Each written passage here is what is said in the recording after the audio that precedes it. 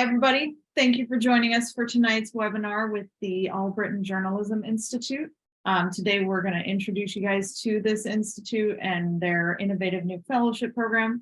And Richard Just, who is a senior editor at the Institute, is joining us today to present to you guys a little bit about it. As we go through, he'll start with a presentation and then we'll have some Q&A toward the end.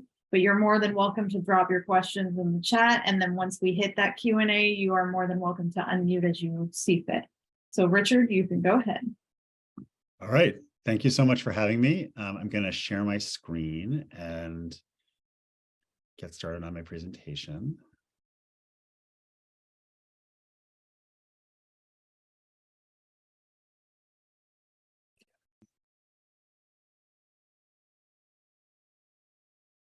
Great. Okay. Devin, everyone can see me and see it's all good? Awesome. Okay. Well, so first of all, I just want to thank you all for being here and thank Devin for having me, and also just say that I am a true admirer of what this organization, Military Veterans in Journalism, what it does. And we are really excited that you all were willing to introduce us to your network. We're very, very hopeful that many of you will apply to the program, and it would be truly, truly wonderful if some of you ended up being in our first class of fellows later this year. I'm happy to answer any questions as we go. If you have something that pops into your mind and you want to just shout it out or however, whatever is useful to you, that's great. Or we can, and at the end, we can also leave time for questions as well. So my name is Richard Just. I joined AJI just a few months ago. My background is in magazine journalism. I was the editor of the Washington Post magazine for 6 years before this. And before that, I was the editor of National Journal's print magazine. It was a magazine that doesn't exist anymore, but used to cover politics and policy in DC. And before that, I was the editor of the New Republic. But I was really excited to join this organization because we are setting out to find and help launch the careers of a new generation of journalists. And if you go to our website, you will see this will be the first thing that pops up, which is what's on the screen right now. We have an ardent belief that the journalism is such a crucial part of our democracy, and that in order for democracy to thrive, in order for the field of journalism to thrive, there needs to be a new generation of journalists that is diverse and passionate and invested in the best of what journalism can be. And we are excited to play a small role in helping to identify them. So first of all, who are we? We are a nonprofit organization that is founded by and backed by a $20 million grant from Robert Allbritton, who is the founding publisher and the founding owner of Politico.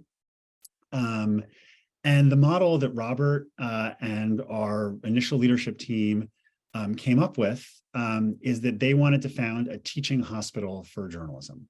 And this kind of one sentence sales pitch was what drew me to the organization, because I thought it was a very original and smart idea. And one of those ideas that I heard and then was like, oh, this is such a great idea. I'm actually surprised no one else has tried to do this. So much in the same way that a teaching hospital is a real hospital that offers excellent medical care, and that anyone might go to just to receive the same kind of medical care you receive at any hospital, we are creating a publication that is going to be hopefully an excellent publication that will compete for scoops with other great publications, that will deliver a very high quality of journalism that readers will want on the merits, just because the journalism itself is excellent. But like a teaching hospital, the core of our mission is educational. So much as a teaching hospital exists to provide this care, this medical care, while training the next generation of doctors who are there as residents, working alongside more established doctors who are both working with patients and also serving as the teachers in the hospital. The core of what we are doing is an educational venture that is meant to identify 10 outstanding early career journalists per year, folks who are about to start their career in journalism or who have started their career but are still early in their careers, and creating a publication that is meant to give them the opportunity to launch their career and to work alongside established reporters and editors with many years of experience in journalism, who will both be working with them in a teaching role and a colleague role, and everyone will be working together to put out what will hopefully be an excellent publication covering DC government policy and politics. So I want to talk to you all a little bit about the fellowship program, what it is, what our hopes for it are, who we're looking for, and how to apply. So this fall, we'll be inviting 10 aspiring journalists to come to Washington for a 2-year program where they'll learn how to produce journalism that makes democracy possible.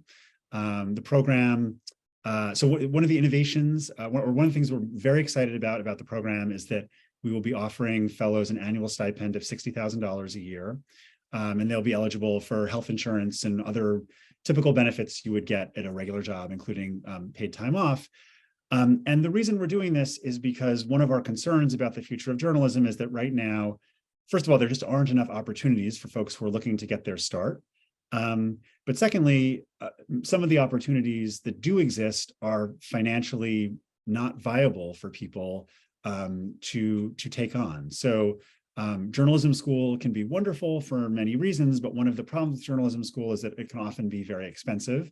And many people take out substantial loans to go to journalism school, and then they come into their journalism careers and they're looking at many years of having to pay those loans back. It's just a financially non-viable situation for many folks. There are also obviously plenty of great internship opportunities that exist at many different publications, but they often pay nothing or very little, not enough to live on. So we wanted to create an opportunity where folks can be in DC, can live in DC without having to work another job, and can give their full attention to this fellowship for the 2 years that they are a part of it. I see. Sorry, Karen, do you have your hand up? Yeah, Karan, feel free to unmute. Karan, yes, go ahead. Sorry, Karan. Yes, thank you. Guys, it's Karan. So my question is, and I'm going to be really transparent with you. Yeah. A lot of the opportunities I've been exposed to have only been open to young people. Yeah. I'm not as young as I look. I'm just saying.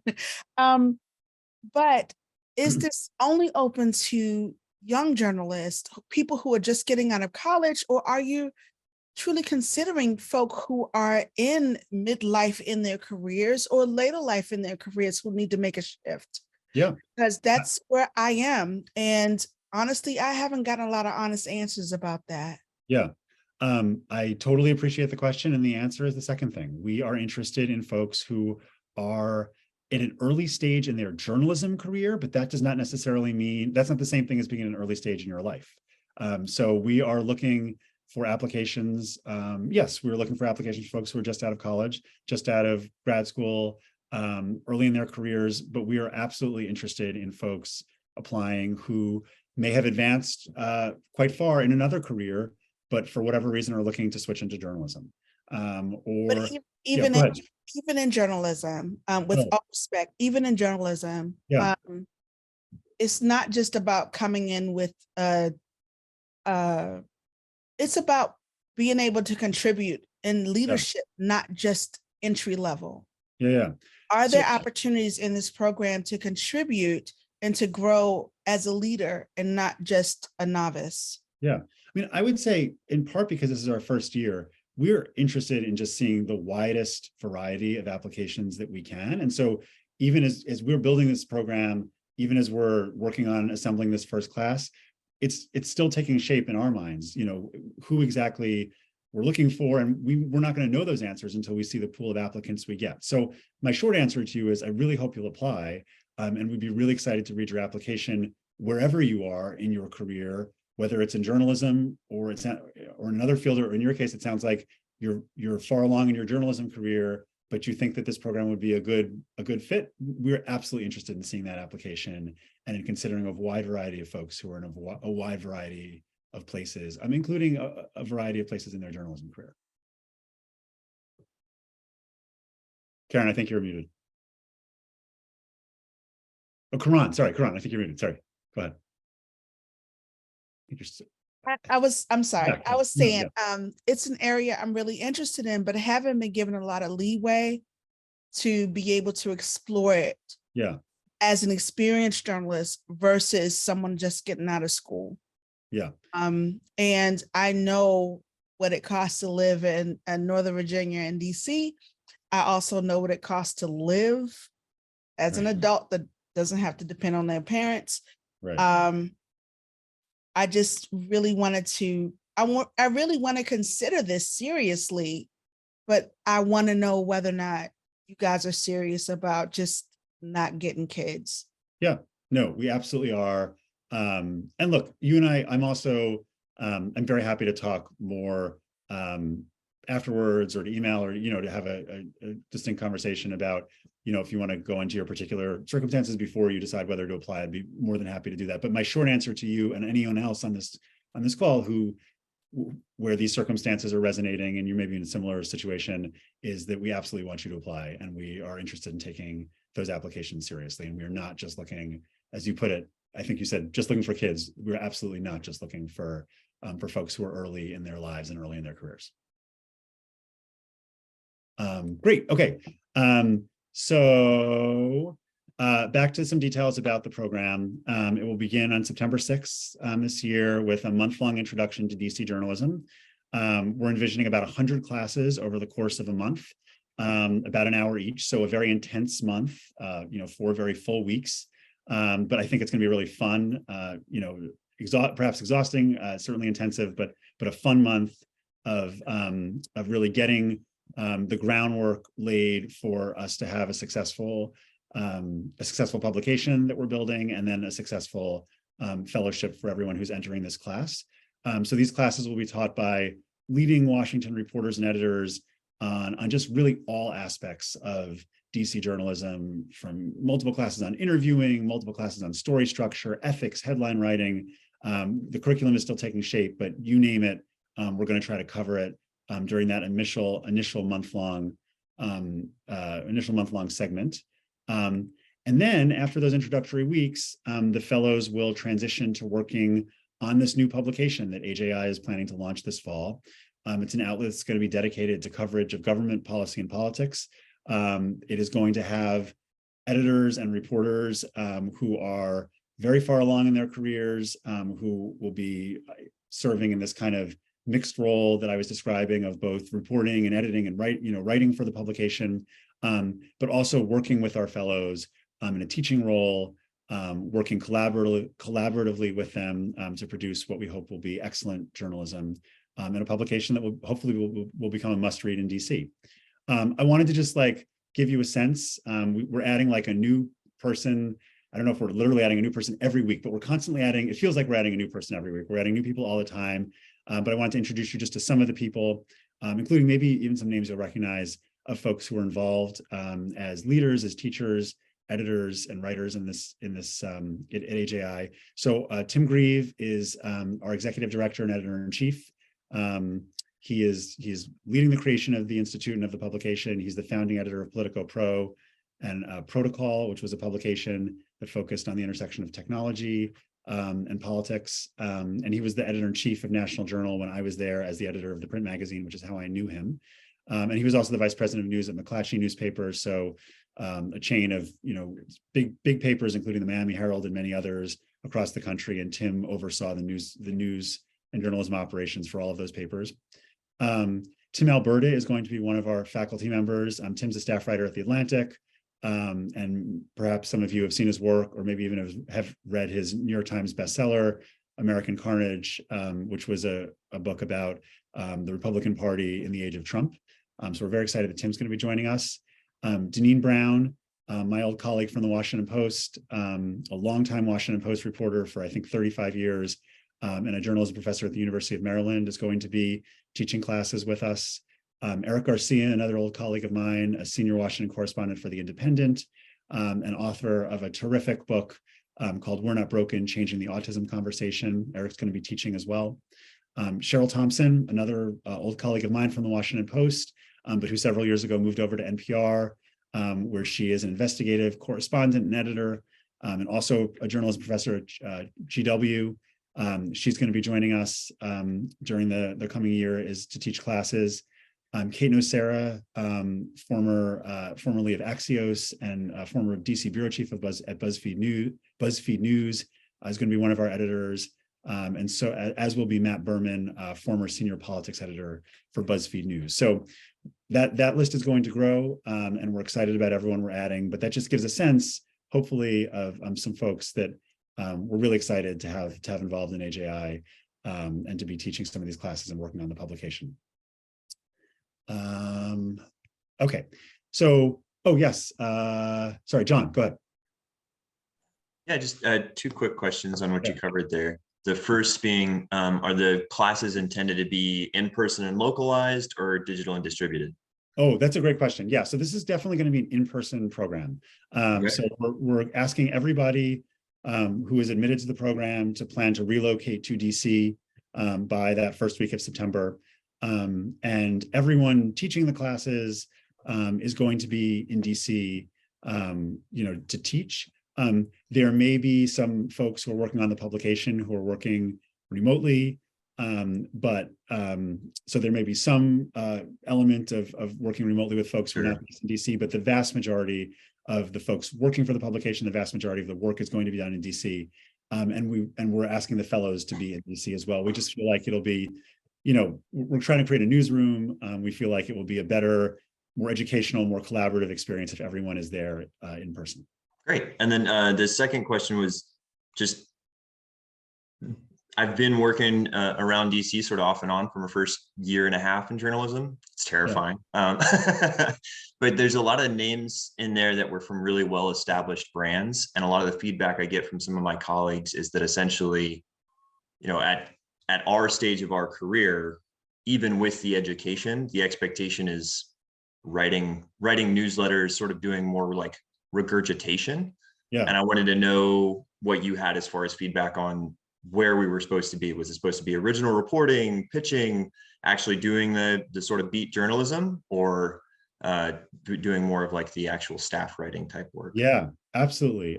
So definitely original reporting. I mean, we are very, very interested in folks who want to be reporters, or who have already begun their careers as reporters and want to become better reporters. We are, we're not interested in I shouldn't say we're not interested, but like when we're picturing like the perfect person who is going to be in this fellowship, we're picturing somebody who is just hungry to make phone calls, to go to the Hill, to track people down, to reveal new information, like someone who is really passionate about reporting, finding new information that readers need, that readers want. And so, you mentioned the kind of regurgitation element of journalism that some folks, I think, early in their careers can often get stuck in. I definitely, look, I mean, I think there's a certain amount of regurgitation involved in all journalism. Research is necessary, but there's a little bit of a difference. Yeah, absolutely. But I think at its core, we're interested in what I consider the best of what journalism is and can be, which is providing something new. And we want our fellows to be doing that as well. The form that takes, and the form that takes on day 1 of the fellowship versus on day 300 of the fellowship is something that we, first of all, are still trying to work out a little bit. And secondly, something that we'll figure out as we go through this first class. We'll figure out what works best. And I think, like in collaboration with the fellows, we'll figure out what's working for them, and what they're finding that they benefit most from and what they want to be doing. So, how that all plays out in practice, I think a little bit remains to be seen, but at the level of principle, I can just tell you that we are interested in original journalism. We're interested in giving our fellows having the opportunity to do original journalism, and not being stuck on whatever the metaphor is, not being stuck on like the treadmill of just like aggregation and all that stuff. Awesome. That makes sense. Thank you. Yeah, of course. I have one question from go ahead. Yes, of course. Go ahead. She asks for clarification, is the program in DC or Nova? Oh, great question. I am not 100% sure yet that we have found our office space. And that's a great question. You're not the first person to ask it. I know that Tim has been looking at like a lot of different office spaces for where our newsroom is going to be located. The last I heard, it sounded like I think it was going to be actually in DC, but I don't want to 100% like completely commit to where it's going to be yet, because I don't 100% know. I'm not sure we've like signed a lease on an office yet, but you know, having an office that is a newsroom, that is a place people go, where they collaborate, where they get to know each other, where they form a community in the best sense of what a newsroom and a publication can be, is very much top of mind for us and something we really want. And so wherever it is, it will be in the DC area. It will, I think, probably be in DC, or if not, like in the immediate DC area, and something where we're hoping people will want a space where people will want to be and will want to work together. And thank you so much for that. But there's a big economic difference between living in DC and living in Northern Virginia. Yeah, definitely. Big difference. Yeah. And that is a real consideration. I'm not going to lie. That's a real consideration. No, absolutely. While I can't say for sure whether it's going to be in DC or Northern Virginia, I think we do envision a lot of the reporting taking place in DC. Like we want people to cover the Hill, for instance, right? So wherever the actual newsroom is, wherever you're going to work with folks, to file stories, to kind of go back to as your home base, I think we are envisioning folks spending a lot of time in DC as reporters. So I think you can definitely count on that, whether or not the actual newsroom is in DC or like just outside of it. Hope that helps. Okay. So after the fellowship, we have a few goals. The biggest one is that we really hope that our fellows can end the program, you know, ready to launch their careers, or launch forward in their careers if their careers are already established, into jobs at some of the best publications in DC, in the country. But we hope that these 18 months to 2 years, and I can talk a little bit more about what we're envisioning for the exact timeline for the program. We're hoping that this period of time in the fellowship gives them the clips, gives them the resources, the connections, and the know-how and reporting confidence and experience to be able to launch into the next stage of their journalism careers. And I just want to say, before I go into who is eligible, just a few words about the actual timeline, because I talked about a 2-year program. It's a little more complicated than that. And again, we're kind of designing this a little bit as we build it. So we'll see how this works. But our plan is for the formal part of the fellowship to be 18 months, with the option for folks to extend up to 6 months while they transition into their next job. So we're kind of envisioning, like, you know, an 18-month program. And then basically after 18 months, we're going to switch the focus to really helping fellows to find that next job, you know, outside AJI, find that next job at hopefully any number of great outlets. And that's where the focus would be after those 18 months. And we would do that for up to 6 months while they continue to write for our publication, and, you know, and be part of the publication, part of the AJI community. But we're building in that time because we know that it's hard to like end a program one day and then the next day, like, start your job search. So we're hoping to kind of have that transition work in a way where our folks are able to go out in the world and find really great opportunities as their next thing. So who is eligible? You know, we're looking for applicants who, I've talked a little bit about this already, but folks who want to start their careers in journalism, folks who have a keen interest in policy and politics, and folks who are idealistic about the role that journalism can play in our democracy. But to the point that we were talking about before, we're looking for folks at the start of their journalism career, folks who are working journalists who are early in their careers, and folks who are in perhaps other careers, but who are looking to make a transition into journalism.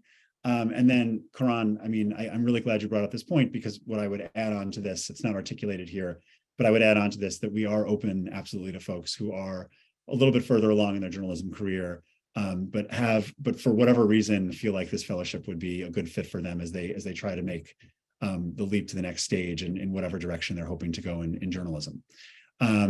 So for those of you who are in journalism already, that's wonderful. For those of you who are not, actual journalistic experience is not a prerequisite.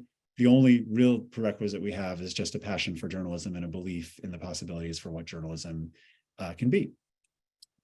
How to apply? The application was designed to be pretty straightforward. we're looking for applications that are thoughtful, obviously, but we didn't design an application that was meant to be really difficult to do. Like, we didn't want to put up a lot of barriers to people applying. So I know some applications involve like a lot of moving parts, like you've got to ask for all these recommendations from other people, or you need to track down a transcript, you know, if you're currently in school or things like that. So this application doesn't have any of that stuff. It's something that you can just sit down in front of a computer and do yourself. And there's several short essays, but they're all meant to be short. They're not meant to be onerous. And it's really an application that I think can be done certainly in a single day, and probably doesn't even need to take that long. It's something that can probably be done in just a few hours. You know, there is an option to submit clips if you have them, which we're certainly interested in seeing, but they're not required. Like if you've done no journalism before and therefore have no clips, that's okay too. The crux of the application is just some biographical information, a sense of who you are, what you've done, and then those essays where we're just asking you for your, you know, basically why you want to do this program, and for some of your thoughts about the state of journalism, the state of DC journalism, et cetera. And it's due on May 31st. And at 11:59, which sounds like a funny thing. When we first decided how we're going to do the logistics of the application, one of my colleagues was like, "Oh, do we really need to put like 11:59?" But having been involved in programs before, I know that like a ton of applications come in at like 11:57 on the night they're due. So I'm just specifying that just so everyone has a, you know, knows the actual deadline. And that's when they're due. And then how to apply. It's aji.org is our website. You'll find a bunch of information, a lot of it repetitive with what I said here, but there's an FAQ that may address some other questions as well. And when you go to our website, if you just click in the top right-hand corner, there's a button that takes you to the application. So with that, I'll end my part of the presentation and just say that I'm really happy. Great questions already. I'm so happy to answer all of those, and I'm happy to answer any and all other questions you have. Awesome. Thank you so much, Richard. We really appreciate the presentation. We did actually have one question get dropped in the chat from Emma. Is there a citizenship requirement to participate? It's a great question. I do not think so. Here's what I can say, because what I have had is questions in our email account about international folks looking to apply from other countries. So we are folks from other countries are eligible to apply, but they have to be authorized to work lawfully in the United States. And we are not at this point in time. It's not to say that this could change in the future, but at this point in time, we're not in a position to help with the visa application process. So I would put that out there for anyone who's an international, from an international background, who is either outside the US looking to come here as part of this program, or is here already, but would have a visa situation that would require, that has a visa situation. So that we're not in a position to help with that. But that said, if that's something that can be worked out, that you can work out, and that you are able to work here lawfully, we're absolutely open to international applicants. So I'm almost positive that, and I can certainly address this specifically for anyone who wants it to be addressed, and I can come back to anyone with a concrete answer to this question, but I believe the answer is that you do not have to be a citizen to participate in the program. Okay.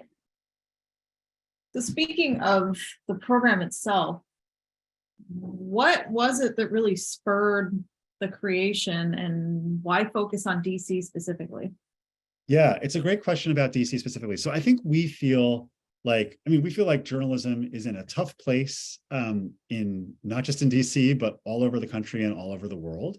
I think for a small program like ours that was just getting started, I think there was a feeling that DC was, for a lot of reasons, the place that could become a great training ground for folks to report on government, to report on policy, to report on politics. But it is certainly our hope that the fellows who come through this program, who hopefully emerge from it with a lot of confidence in their reporting skills and their ability to dig up new information about government, that they may take those skills in any number of directions. Like if many of them decide to stay in DC and become part of a new and hopefully better DC press corps. That would be a triumph as far as we're concerned. And if they decide to take those skills elsewhere in the country and elsewhere in the world and apply those skills in all sorts of other journalistic ways, then that would also be a triumph, and would make the work that AJI is doing, I think, well worth the while.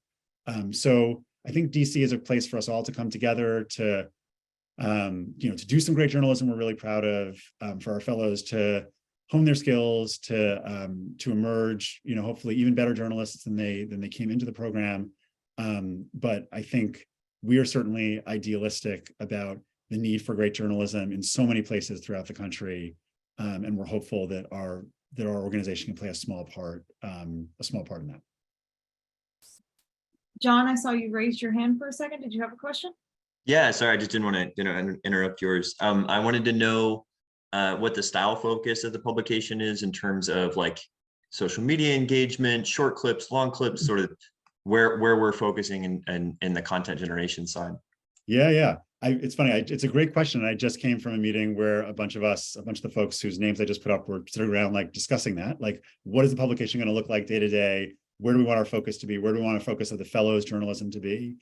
So these are questions that we are still figuring out, but I can give you some preliminary answers. So we're interested in creating a publication that is going to be nonpartisan, that is going to be oriented around news and the revealing, hopefully, of new information about DC, government policy, politics, et cetera. That is not to say that individual stories may not have a voice of their own, may not, take different forms. So my background, as you might have guessed from describing my past in magazine journalism, my background is in long form editing. So I'm personally very excited to work with the fellows and with the other reporters on some long form stories, and to have that be a component of what we're doing at the publication, like, magazine style, 3,000 word, et cetera. But that's not going to be the core of the publication. The core of the publication is going to be the kind of day-to-day revealing of new information about DC. And that's probably where most of the fellows' attention will be. But like, even within that broad mandate, as you all know, that kind of journalism can and does take on many different forms. So while we're still working out exactly what that looks like, I think one thing we know is that the focus will be on written journalism. It's not to say that there will not be a video component to our publication. I think every publication has to have some video, has to have some audio, some multimedia. We're absolutely interested in developing those things and are hiring people with specific expertise in those areas to work with our fellows and with our reporters on those things. But the core of the publication is going to be written journalism, and that's where like most of our efforts and most of our identity will be. I'm trying to think what other things I can tell you about the characteristics. I don't know. Is that maybe as far as I can go? That's a great start. Yeah. Good. Yeah. And I guess I should also add, like, some of this, because this is the first year, I think, hopefully this fellowship will be an exciting and great opportunity to do every year. But I think the first year will be particularly fun and exciting for the fellows, in part because they'll be working with us to create the fellowship, and to help us figure out what works for the fellowship, what works for the publication, and to hopefully set us on a path where future classes of fellows will benefit from. Yes, go ahead, Emma. Hi, thanks for hosting this. I was wondering, how much are you going to have specific beats for the politics and policies, or is it going to be mostly self-driven? So like, will you have someone who is the law enforcement policy reporter, who is the religion policy, who is the queer legislation reporter, or is it going to be mostly self-driven? Yeah, no, I think that was also one of the topics at the meeting I was just at. And I think what we're leaning towards is having some kind of beats. Because one of the things that we want fellows to do is to come out of the program, hopefully having built their expertise, having built their reputation in some area of DC journalism. And, many of you know this, and even folks who aren't in journalism can probably tell this just from like reading the news, but like, you build sourcing, you build expertise, you build the ability to get people to talk to you by having particular areas, by getting to know the players in those areas, by earning their trust, by earning a reputation as somebody who's a reliable and expert chronicler of those areas. And so I think I think it is going to make sense for our fellows to focus in some way on particular beats. That said, I'm being a little bit hedgy about that answer only because we don't want the fellowship to be like, to funnel people into something that's like so narrowly confined that it then only sets them up for like 3 jobs in the world of journalism. Like we want folks to come out of this with the ability to take their skills in any number of directions. But I do think that having some beat structure for the fellowship is going to make sense. And obviously we will work very closely with the fellows to help them figure out a beat that they want to be on, that they may bring some prior expertise to, and that, that makes sense for them and that they can thrive in. So we have one question in the chat from Carol. Ron, thank you so much. And feel free to reach out to me. I'll give you all my email at the end of this. So if anyone wants to reach out, yes. Sorry, go ahead. Ron, I'll make sure you get that email as well in a follow-up. Carol asks, how do you anticipate the publication being different from the existing Politico family news products? Yeah, it's great. So one thing I want to make clear, so this is not actually, this publication is not part of Politico. So Robert Allbritton, who's founding this institute, founded Politico, and sorry, I should have made this more clear at the start, founded Politico, but then he sold it to Axel Springer, a German media conglomerate several years ago. So our publication is completely separate from Politico. So, we envision this being a publication that chronicles people and power and decision makers and influence and the way government works in DC in places where it is currently undercovered. And what form exactly that takes is something that we still need to figure out and something that the fellows will help us to figure out. But there are so many aspects of Congress, of the agencies, of the culture of DC, the anthropology of DC that are undercovered, that are not subject to the spotlight that they ought to have shown on them. And we really see ourselves as being a publication that can be of use to DC readers, that can be of use to anyone who is interested in understanding how DC works, how politics works, by shining a light in those aspects of DC, on those aspects of DC that are not covered as heavily as they should be by the existing DC media infrastructure. Can I just add something? This is Carol. You did answer the second part of my question, which had to do with whether you'd be print only or would also be exploring audio reporting, live audio spaces or video. I have some background in public radio freelancing from Latin America. Nice. But I'm really intrigued by what I just heard you say about the underreported areas, and I'm wondering if you can give us a little bit more information about that. Sure. I mean, like there are, there's so much that goes on in Congress. Just despite the fact that there are publications that cover Congress, like there's so much that goes on in Congress each day that is just that's not written about or not written about with the depth that that you might that it should be written about.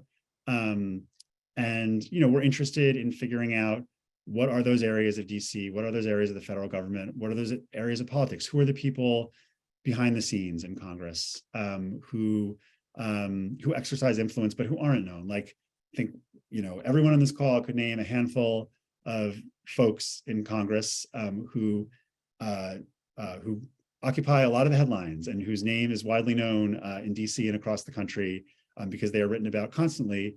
But very few people know who the chiefs of staff are to the most influential Congress men and women. Some of those people actually exercise tremendous influence and tremendous power, and their motivations aren't always understood. And they themselves are not always understood as the important actors that they are. And it's not just chief of staffs, like it's legislative aides. Like there are all sorts of people in DC who it would be great to write about, who would be great to read a short or long profile of, who fall into that kind of category. So those are not the only types of pieces we're going to do, but it just gives you a sense, I think, of what some of our ambitions are as we start to build this publication. Kareem, I think you had your hand up. Yeah. Yes, how much would fellows be involved in shaping the magazine or newspaper? And Yeah. got the second. Sorry. Oh, never mind. Yeah, I think a lot. I mean, I think particularly this first class of fellows just de facto is going to have, just by the virtue of being the first, is going to have a role in helping to figure out what this publication is. I think we're working on trying to figure a lot of that out ahead of time, just so we're not coming into a totally blank slate in September when the fellowship starts, with our ambition to launch the publication very soon after that. And some of it will be shaped by the reporters and editors that we're hiring, who are going to, guide the program, guide the fellowship. But yeah, absolutely. I think that as this year goes on, we're going to learn a lot about what kinds of stories fellows want to do, about what kinds of stories our readers want, as we start to establish hopefully a reputation and an audience. And we absolutely see fellows playing a role in helping to shape that. Okay. Sorry. Second part of my question was who else will be reporting for the program outside the fellowship? Or yeah. So a big priority for us right now is hiring reporters. So we've built out an editing infrastructure. So there's 3 senior editors right now, myself, Kate, and Matt. My background, as I mentioned, is more on the long form side of editing. So I will probably be more focused on long form pieces, but Kate and Matt are 2 of the best politics editors in the business. They both have extensive experience editing political stories, editing campaign stories, policy stories, editing, guiding reporters who are working beats in DC. And so they're very focused right now on figuring out what that's going to look like, and also figuring out who some of the more established reporters might be, who will fill some of those roles for the more established reporters who are going to be part of the program. So I don't have any names on that front to give you yet, but what I can tell you is that we're working to bring in a good number of those people, and folks who will have the same kind of focus as the publication we're trying to build. Folks who are experienced in DC reporting, who are experienced in covering government policy and politics. And then our next question is from Emma.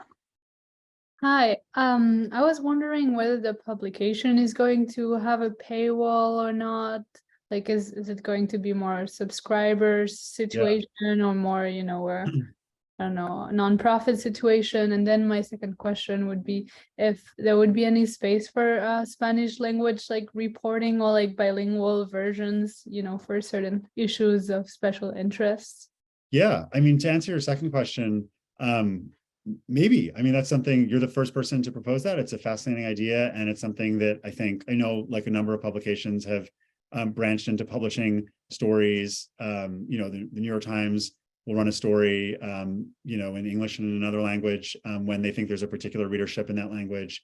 And so I think, I think that's something that a lot of publications have proven open to, and all publications should be open to. And it's certainly something we would be open to. It's not like we don't have a current plan around that, but if our reporting took us in that direction on particular stories, I think it's something that we would be remiss not to consider on a particular story. And now, of course, having answered the second part first, you got to remind me what the first part was. Oh, paywall. Paywall, yes. I am 99% sure that is not part of the vision, that we are looking at. We are a nonprofit. This is a nonprofit journalism model that we're pursuing here. I don't want. I guess I only don't want to say 100% because it's not a question I've specifically asked of our leadership. But I am almost positive that we are planning to have every article be free. Awesome. And then John, you can go ahead. Yeah, I just wanted to ask, so since the focus is to try to do more career building while you're a fellow, what's the, I guess, sort of outlook going to be on writing for other publications as well while in the fellowship? Yeah, that's a great question. It's not something that we have talked about yet. It is definitely something we will have like a policy on. And I think it's an important thing. It's an important thing in any job to discuss, obviously, at the outset. And so it's definitely something that we'll figure out. I don't want to answer that question because I don't want to lead you in a direction that we potentially might not go. I mean, I guess the best I can say is we are interested in helping folks build their careers. And so we want to do everything that we possibly can to encourage that. And it stands to reason that there may be cases where that it would be helpful to our fellows to do something for an outside publication. But then on the flip side, we're also interested in building a publication, and we want everyone to kind of, within reason, be as focused as possible on that. So we'll kind of be balancing those things as we kind of arrive at a policy on that. But it's not something we've nailed down completely, but it is absolutely something we would figure out before September. And Well, that makes sense. Yeah. And Emma, you can go ahead. Hi. So what would be the turnaround on stories that you're usually looking for? Are you thinking like dailies, weeklies, twice a week, 3 times a week, longer form investigative pieces? I think this ties a bit more into like long form or just quick news briefs, like the question from before. But what kind of pace are you expecting from fellows and then from staff writers if we do graduate, so to speak? Yeah. So again, with the caveat, this is all being figured out and that it may change. And I think what we've initially talked about is like a pretty quick pace, like something, I don't know if that means a story a day or a story a week, but definitely a kind of an emphasis on reporting, on finding new things that are relevant to our readers in the moment and that need to be revealed relatively quickly. So I think like a fairly fast pace for the fellows in terms of reporting. But that said, with not just the option, but the expectation that will also be balanced with the opportunity to do longer stories, whether those take a more investigative form or like an enterprise feature form or a more kind of magazine-ish form. I mean, one thing that Tim and I had talked about, which we haven't exactly arrived at yet, was the idea that it would be great if at some point during that 18-month period, if all the fellows, wrote at least one big magazine-style cover story. And those are stories that can often take months to write. So, that would be something that would require substantial commitment of time. And so we don't want to do that to the exclude. We don't want to do a bunch of those and then have a fellow come out of the program having only written like 3 stories, even if they're like 3 amazing stories. We want folks to build their to get used to sourcing, to building a source pool, within DC, to being on a beat, to generating a frequent volume of stories. And so that I think that will be the focus, that kind of fast turnaround, but with the idea that we also want folks to have the opportunity to do longer stuff as well, even if that is not the main focus of the fellowship. We have one more question from Carol in the chat. She asked, what will be the size of the inaugural reporter cohort and where else are you recruiting? Yeah. What else are you looking for? Yeah, so so it's going to be 10 folks is our plan. Actually, I'm really grateful to you all because this is the first webinar I've done. When I reached out to a bunch of groups, and Devin responded right away and wanted to set this up, and I'm so grateful for that. And so I'm reaching out to a lot of groups like this one that have like specific affinity groups with specific kind of identities within journalism, in order to try to build a class that's diverse, that's composed of people from different backgrounds. I've done a lot of outreach to journalism professors at universities all across the country, in particular a high number of community college journalism professors, because one of our observations about DC journalism is that there's just like very few people, there aren't enough community college graduates who end up in DC journalism in our view. And so we want folks from all educational backgrounds to be part of this cohort. Not just folks who went to whatever elite school, elite universities or whatever. We really want a diversity of folks in terms of educational background, in terms of life experiences, in terms of geography.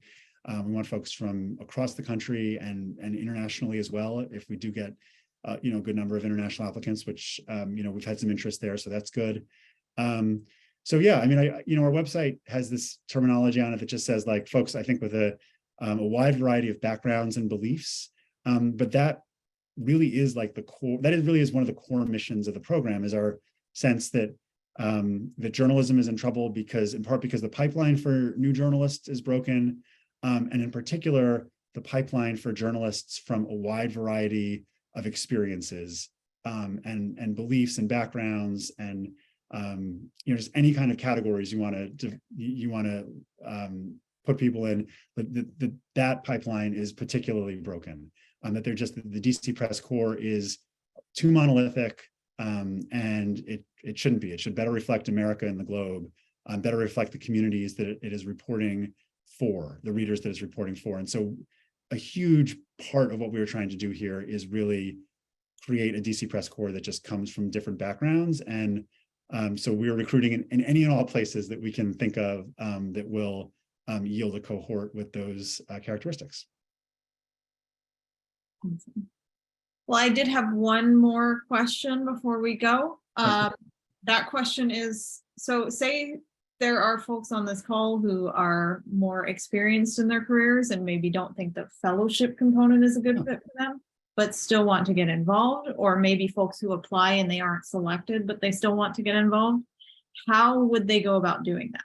Absolutely. I would just say, reach out to me, and I will, we can have a conversation about that. And I can also put you in touch with others at the Institute that are working on hiring on the staff reporter and staff editor side.